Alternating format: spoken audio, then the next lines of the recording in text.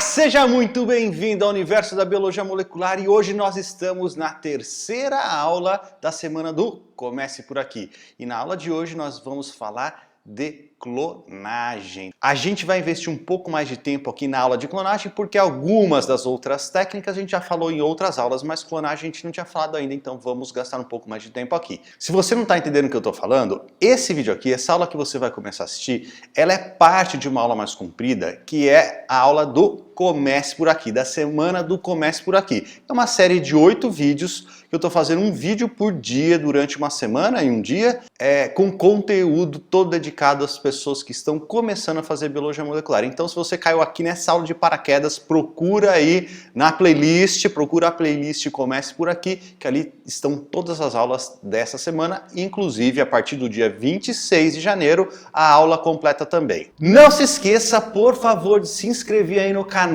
deixe o seu joinha, compartilhe esse conteúdo com seus amigos.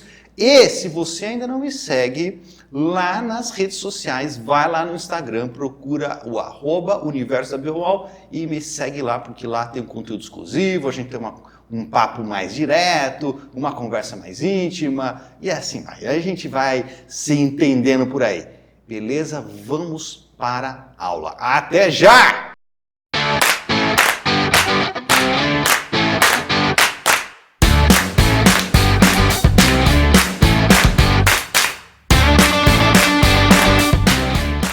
Bom, e agora nós vamos falar então sobre clonagem. A gente passou um pouco mais rápido lá nas outras técnicas, PCR em tempo real. A gente passou um pouco mais rápido também na eletroforese porque já tem aulas específicas sobre esses temas aí no canal.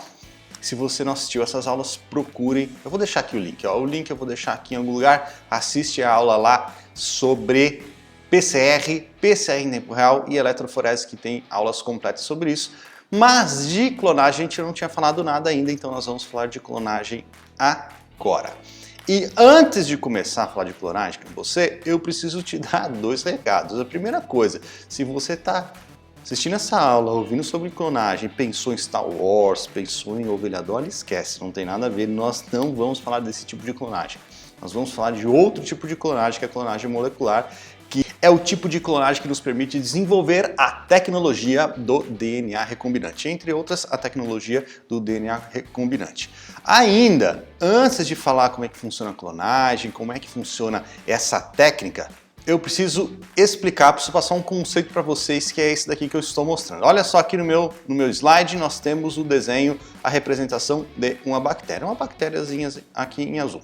Essa bactéria, assim como a maioria das células, ela tem uma molécula de DNA, que é o seu DNA genômico, que é esse verdinho aqui todo enrolado que vocês estão vendo. Mas, além do seu DNA genômico, ela também tem este outro DNA circular, que é chamado de plasmídio. Esse DNA circular é um tipo de DNA que ocorre naturalmente em algumas bactérias, não só em bactérias, em eucariotos também, em outros organismos, mas ocorre com frequência em alguns tipos de bactéria e é o que eu estou mostrando aqui para vocês. Então a bactéria, o DNA genômico e este DNA circular que é chamado de plasmídio.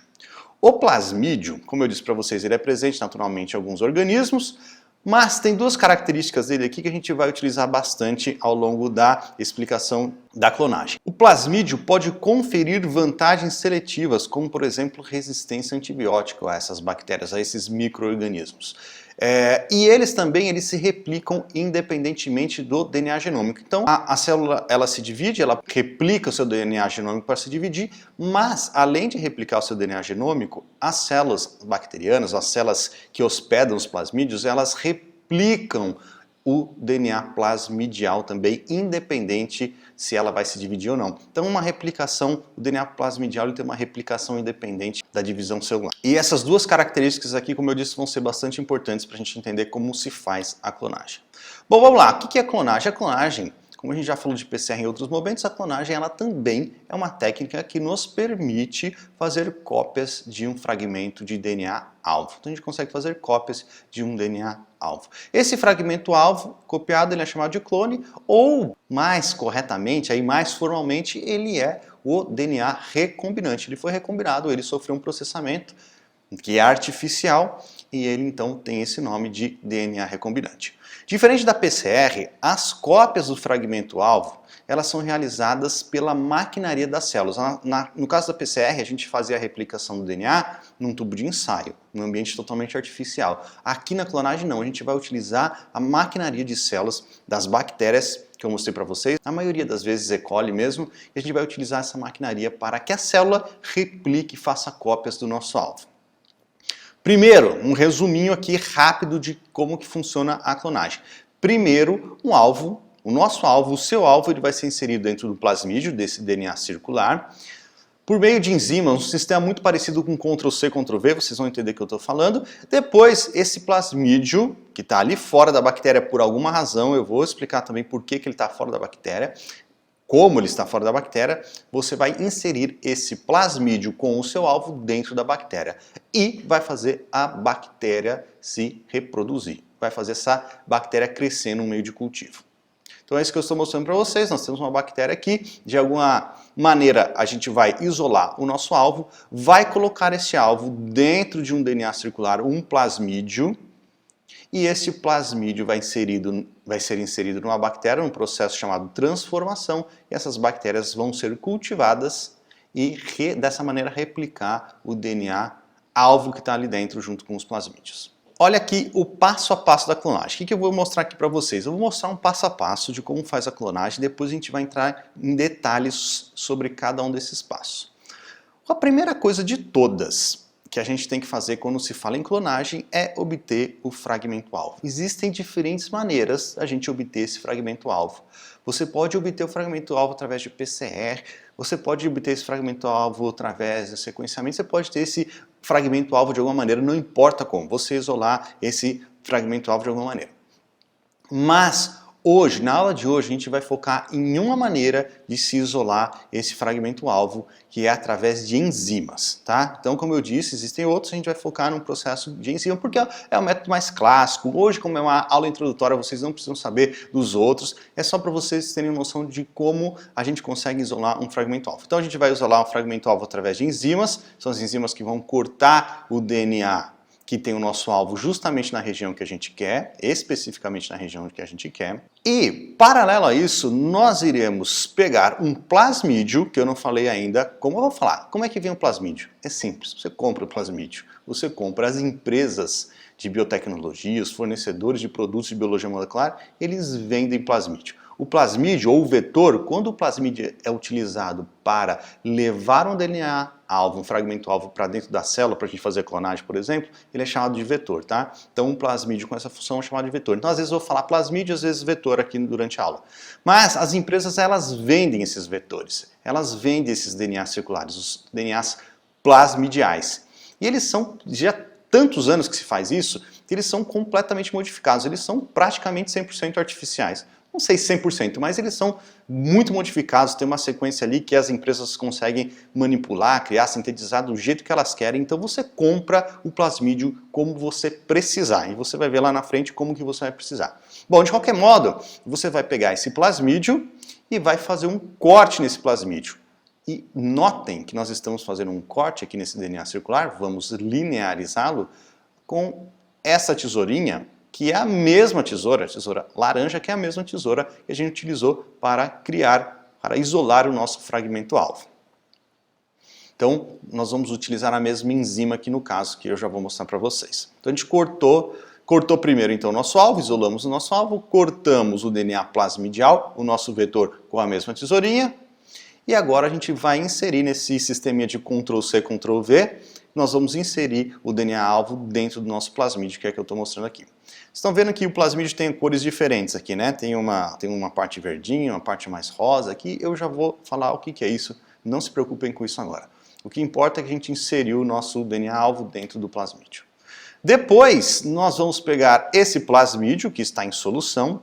Deixa eu falar uma coisa antes. Esse processo todo que eu estou mostrando aqui para vocês, ele acontece dentro de um tubo, tá? Isso aqui, basicamente tudo que eu estou falando aqui, acontece dentro de um tubo, a não ser o passo final ali que vai para uma placa. Mas acontece tudo dentro de um tubo, eu estou mostrando uma molécula aqui, um plasmídio, mas imaginem que a gente está trabalhando com milhares dentro de um tubo, você não vai ter um fragmento alvo só, vai ter um plasmídio. Vai ter milhares de fragmentos e milhares de plasmídios ali dentro, então tenham isso na cabeça. Então a gente vai pegar este plasmídio que tem o nosso inserto, o nosso DNA alvo aqui dentro dele já fechadinho, bonitinho, circular de novo, e vamos colocar esse DNA plasmidial dentro da bactéria. Quando a gente faz isso, esse processo aqui que é chamado de transformação, quando a gente faz isso, nós vamos gerar 3 tipos de bactéria. A bactéria que não recebeu o vetor, esse processo de transformação é muito ineficiente. Então nem todas as bactérias, acho que a maioria na verdade, não vai receber o vetor. Então vai ter bactéria lá no nosso tubo que não tem o vetor, vai ter bactéria que tem o vetor, mas o vetor sem o nosso DNA, porque esse processo também tem falhas, então não são todos os plasmídios nesse processo de Ctrl+C, Ctrl+V que vão receber o nosso DNA, o nosso alvo, mas aí tem também um terceiro tipo de bactéria que está do jeito que a gente quer, tem o plasmídio e tem o nosso alvo. E aí nós vamos selecionar essa bactéria aqui, ou esse grupo de bactérias que tem essa configuração e cultivá-las, fazer várias cópias, elas vão se desenvolver no meio de cultivo, totalmente favorável ao seu desenvolvimento, e dessa maneira elas vão copiar o seu DNA genômico e plasmidial. Então lembrando que o plasmídio ele também se replica independentemente. Então além da divisão da bactéria, nós temos os DNAs plasmidiais dentro de cada bactéria se replicando várias e várias vezes. Então este é o processo de clonagem. Se você entendeu isso aqui, você já entendeu clonagem, mas agora a gente vai falar no passo a passo mais específico. Vamos entender este primeiro passo aqui, que é o Ctrl+C, Ctrl+V, que são essas tesourinhas, essas enzimas. As enzimas utilizadas aqui no meu exemplo, elas são umas enzimas especiais. São nucleases que cortam o DNA dupla fita em lugares específicos. Até aí nada demais, várias enzimas fazem isso.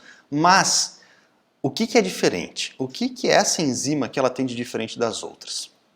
Acontece que ela corta regiões chamadas regiões palindrômicas, ou sequências palíndromos. O que são sequências palíndromos ou palavras palíndromos? São aquelas palavras ou sequências do DNA que podem ser lidas tanto da esquerda para a direita como da direita para a esquerda. Olha aqui, ó, um exemplo, uma palavra aqui. Palavra radar. Você consegue ler a palavra radar da esquerda para a direita e você consegue ler a palavra radar também da direita para a esquerda. Uma frase agora, anotaram a data da maratona. Você consegue ler essa frase da esquerda para a direita. Quando você lê da direita para a esquerda também é, ó, anotaram a data da maratona. Então você consegue ler dos dois lados. E ao longo dos genomas, de todos os genomas, existem regiões palindrômicas também. Então vejam só, aqui nós temos um DNA dupla fita, GC, AT, AT, TA. Quando você lê em um sentido, seja ele 3 linhas, 5 linhas, 5 linhas, 3 linhas, quando você lê em um sentido, nós temos GAATTC, quando você lê no outro sentido, também é GAATTC.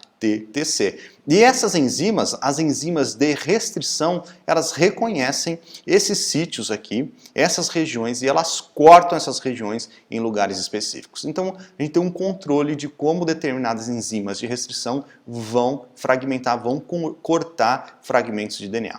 Olha esse exemplo aqui, então uma sequência, aqui nós temos uma sequência de DNA dupla fita, aqui em vermelho nós temos uma região onde uma determinada enzima reconhece, que é uma região palindrômica, uma sequência palíndromo, GAATTC, GAATTC, existe uma enzima de restrição de verdade que reconhece exatamente essa sequência e ela corta esse DNA em um determinado lugar. Esse determinado lugar é chamado de sítio de restrição.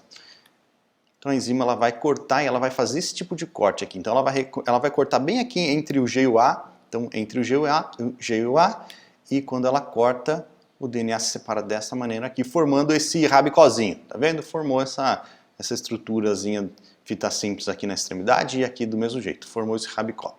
Toda enzima corta desse jeito? Não, tem enzima que corta cego, tipo no GC aqui, e não deixa nenhum rastrinho, nenhum rabicó, mas tem enzima que corta dessa maneira, formando essa cauda. E vejam só, como eu disse para vocês, essa é uma sequência verdadeira, e esta enzima de restrição foi a primeira enzima de restrição identificada na E. coli de uma cepa chamada RY13. Por que eu estou falando isso para vocês? Porque o nome das enzimas de restrição tem a ver com essa frase que eu acabei de ler. Então, o nome da enzima de restrição que corta o DNA dessa maneira que eu mostrei é chamada de EcoR1. A enzima de restrição é chamada de EcoR1. Eco porque ela veio da E. coli, R porque veio dessa cepa aqui chamada RY13 e 1 porque de todas as enzimas de restrição descobertas da E. coli, essa foi a primeira. Então, EcoR1 por esse motivo. E aí vocês vão ver que existem outras várias, centenas de enzimas de restrição aí disponíveis no mercado que você pode comprar de diferentes fornecedores. Então aqui são exemplos de só algumas, porque tem muito mais do que isso, exemplos de só algumas e onde elas fazem o corte, tá vendo? Só para vocês terem uma ideia que existem várias. Então vamos entender no passo a passo agora como que a gente vai utilizar as enzimas de restrição para fazer o Ctrl+C, Ctrl+V. Primeira coisa, a gente tem que selecionar um alvo e encontrar nesse alvo sítios de restrição. Você tem que achar um alvo que tem sítio de restrição. Ah, mas será que é raro? Não, os sítios de restrição eles são bem comuns ao longo dos genomas. Existem softwares, algoritmos que você coloca o seu alvo ali dentro, sua sequência alvo, e ele te fala onde estão os sítios de restrição de quais enzimas. Então aqui eu estou mostrando um alvo, no meu caso aqui eu tenho esse alvo todo, e existe um sítio de restrição aqui que obviamente eu estou mostrando só a extremidade, onde a minha enzima de restrição ela vai fazer o corte. Então, quando eu pegar a minha molécula de DNA, que tem o meu alvo ali dentro do meu alvo tem o sítio de restrição, e quando eu incubar esta sequência de DNA, esse fragmento de DNA, a enzima de restrição que eu selecionei, que eu sei que vai fazer um corte, ela vai cortar bem aqui desse jeito que eu estou mostrando para vocês. Vai cortar bem aqui nessas extremidades. Então, o que me interessa aqui, o que eu vou fazer a clonagem é com esse fragmento. Com esse fragmento preto aqui, preto e vermelho, né? O que estava para cá, para a direita não me interessa, o que estava para cá, para a esquerda também não interessa. Eu vou clonar esse fragmento aqui. Ao mesmo tempo, você vai precisar de um plasmídio que também tem esse sítio de restrição. É um plasmídio que também possui exatamente esse sítio de restrição, porque você vai utilizar uma enzima de restrição para cortar o seu alvo e a mesma enzima de restrição para cortar o plasmídio. Dessa maneira, quando você corta o seu alvo com uma enzima de restrição e o seu plasmídio com a mesma enzima de restrição, o que você faz? Você gera aquelas caudas que eu mostrei para vocês. E se vocês olharem aqui, essa extremidade ela é complementar justamente a quem? É essa extremidade aqui que está aberta lá no meu plasmídio. E essa extremidade ela é complementar a essa extremidade lá do meu plasmídio. E quando eu junto esse fragmento, o meu alvo, com o meu plasmídio em condições ideais, o que vai acontecer? Esses fragmentos vão se unir, fechando novamente, ou quase fechando novamente, formando de novo o DNA circular. Eu falei quase fechando novamente porque você precisa dar uma ajudinha aqui. Você precisa remover o grupo fosfato, que está presente no plasmídio, depois da clivagem, depois da digestão com a enzima, e você precisa colocar uma ligase também para ligar os grupos fosfatos das novas fitas de DNA, das fitas que estão se unindo, né? Tá, mas isso são detalhes, não importa agora. O que importa é que quando você junta o seu alvo com o plasmídio e eles têm o mesmo corte da enzima de restrição, eles vão se unir dessa maneira. Dá para fazer ligação de corte seco, como eu mostrei para vocês, lá termina num GC, sem deixar o rabicó. Dá também. É mais difícil um pouco, é mais difícil, mas dá para fazer também. E como eu disse, a enzima de restrição é uma das maneiras que a gente tem para juntar, para inserir o alvo dentro do plasmídio. Existem outras maneiras, que pode ser através de produto de PCR, tem produto de PCR que deixa uma caldinha de adenina e você pode utilizar essa adenina para formar aquela cauda e ligar justamente no seu vetor. Tem algumas dicas, algumas coisas que dá para fazer, porque você pode comprar um vetor já aberto também, então isso facilita. Então existem várias maneiras, mas eu estou mostrando aqui a clássica para vocês, tá? Muito bem, então falamos aí de como a gente consegue fazer o Ctrl+C, Ctrl+V, inserir o nosso alvo dentro do plasmídio. Agora a gente vai querer colocar o plasmídio dentro da bactéria. Então a gente compra o plasmídio. Você vai comprar esse plasmídio aí, talvez tenha no seu laboratório, mas você pode encontrar esse plasmídio, várias empresas vendem. Você comprou isso, colocou o seu alvo ali dentro, agora você vai colocar o plasmídio dentro da bactéria num processo chamado transformação, como eu disse para vocês. Mas você consegue colocar esse DNA plasmidial com o seu alvo dentro de qualquer bactéria? Não, são bactérias que já foram modificadas em laboratório várias vezes também. E essas bactérias você também compra e elas são competentes para receber o DNA-alvo, para receber o plasmídio através de um processo que eu vou mostrar para vocês. Como elas são competentes, já modificadas quimicamente, geneticamente modificadas, como elas são competentes para receber o plasmídio com o seu alvo, elas são chamadas de células competentes. Então, o processo de transformação. Você vai pegar as suas células competentes, as suas bactérias, várias vezes, acho que a maioria se utiliza aqui é E. coli. Você vai pegar a sua E. coli, que se você comprou de algum fornecedor, ela vai estar guardadinha lá no -80, você vai pegar, descongelar essa bactéria. Depois você vai pegar o seu DNA plasmidial, já com o seu alvo inserido nele, ou é o que você espera que tenha ali, o seu DNA inserido ali, o seu DNA plasmidial, e você vai ou dar um choque de temperatura, que é o mais comum, ou dar um choque elétrico mesmo na sua bactéria. Então você misturou o DNA plasmidial com a bactéria no mesmo tubo, fez um choque de temperatura ou um choque de eletricidade mesmo. Nesse processo, a membrana celular da bactéria, ela abre poros, ela fica permeável. E nesse processo, nesses microsegundos que ela fica permeável, ela tem a capacidade, ou o plasmídio tem a capacidade de entrar. Então deu choque de temperatura ou de eletricidade, o plasmídio vai entrar pelos poros que se abriram na membrana da bactéria, depois esses poros se fecham de novo e a bactéria volta ao normal. Por isso também que ela é chamada de competente. Então aí você conseguiu transformar a bactéria. Depois você vai pegar essas bactérias e cultivar em um meio sólido, um meio nutritivo que tem condições para que essas bactérias se desenvolvam e formem colônias. Vamos ver este processo agora, que ele tem tudo a ver com o processo de seleção das bactérias adequadas. Então lembrando, fizemos o corte aqui, isolamos o nosso alvo, colocamos o alvo dentro de um plasmídio, o plasmídio foi inserido dentro da bactéria e nós temos esses 3 tipos de bactéria que somente um tipo me interessa, que é a bactéria que tem um plasmídio com o meu alvo dentro. A que tem um plasmídio e não tem meu alvo não me interessa, a que não tem plasmídio também não me interessa. Como que a gente seleciona só esse primeiro tipo?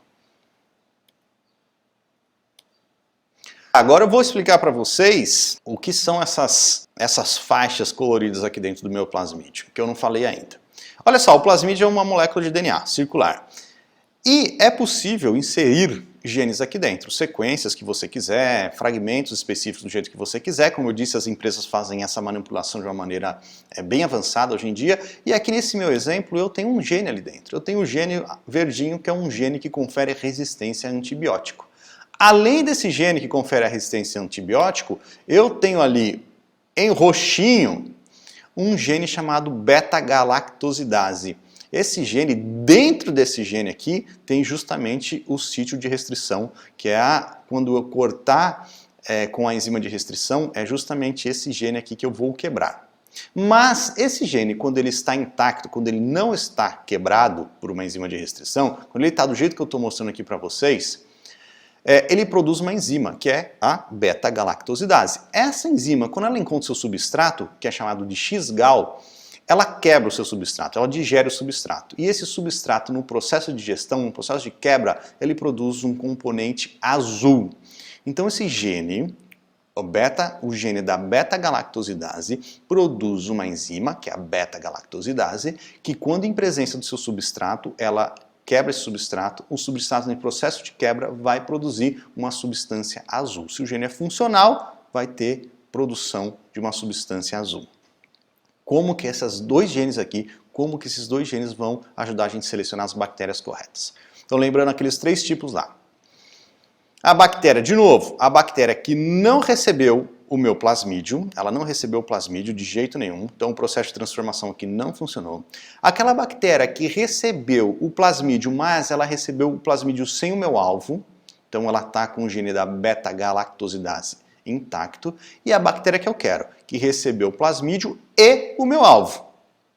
Quando eu inseri o meu alvo nesse plasmídio aqui, quebrou, eu rompi a beta-galactosidase e ela deixou de ser funcional.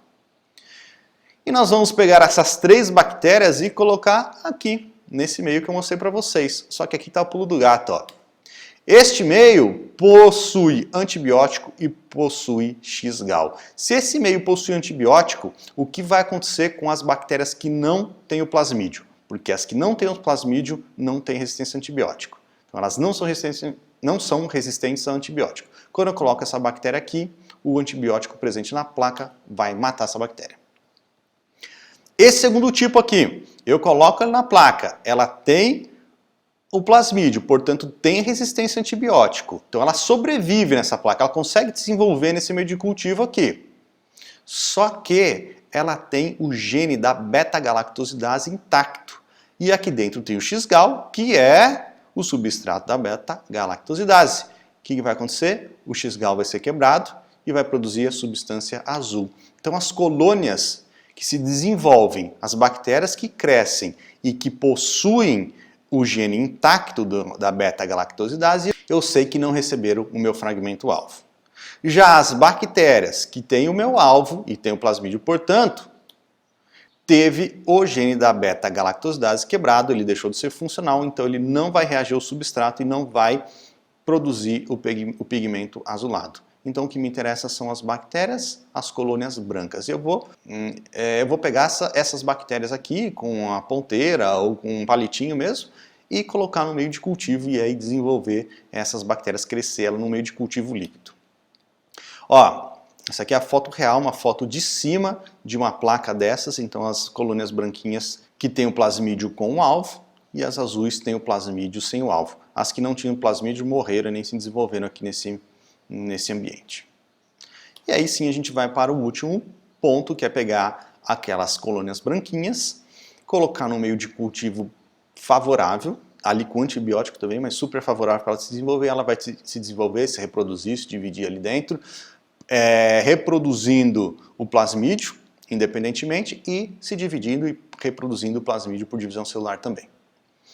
E aí, o que eu posso fazer com isso, né? Já que eu fiz várias cópias de um fragmento-alvo, o que se faz com o produto de uma clonagem? Pode fazer pesquisa ali, muitas vezes é utilizado esse fragmento para ser sequenciado, porque o processo de clonagem, de replicação do DNA por clonagem, ele é mais eficiente, é mais específico da PCR, e eventualmente essa especificidade ela é interessante para fazer sequenciamento, quando você vai fazer, por exemplo, em PCR em tempo real, uma quantificação absoluta para fazer carga viral, quantificar carga viral, aí é interessante ter o fragmento exatamente do tamanho correto, com a sequência correta de nucleotídeos. Analisar gene, porque você consegue isolar um gene e replicar esse gene, fazer experimentos com esse gene de alguma maneira, e, como eu disse, realizar cópias mais fidedignas do seu alvo. Na indústria, no mercado mais aplicado, dá para fazer terapia gênica, existem empresas que tentam fazer terapia gênica, estão trabalhando com isso, no agronegócio também, relacionado à produção de organismos geneticamente modificados, mas o mais utilizado está aqui, que é esse último, que é a produção de biofármacos, que você produz uma bactéria que vai produzir uma proteína do seu interesse, porque o gene-alvo, o fragmento-alvo que você inseriu na bactéria é um gene que produz o quê? Uma proteína que te interessa. Quer um exemplo factível que provavelmente já mudou a sua vida, impactou a sua vida de alguma maneira, direto ou indiretamente? É a insulina. A insulina, ela é produzida através da tecnologia do DNA recombinante. E mais ou menos isso aqui que eu falei, passou por esse processo em algum momento. Então é um gene, o gene que produz a insulina, a enzima insulina é inserido no vetor que é colocado numa bactéria. Essa bactéria ela se reproduz em escala industrial, em galões gigantescos, centenas e centenas de litros, produzindo bactéria que vai produzir também a proteína, no caso aqui insulina, mas isso serve para outras proteínas também. Então fechamos aqui a aula de clonagem.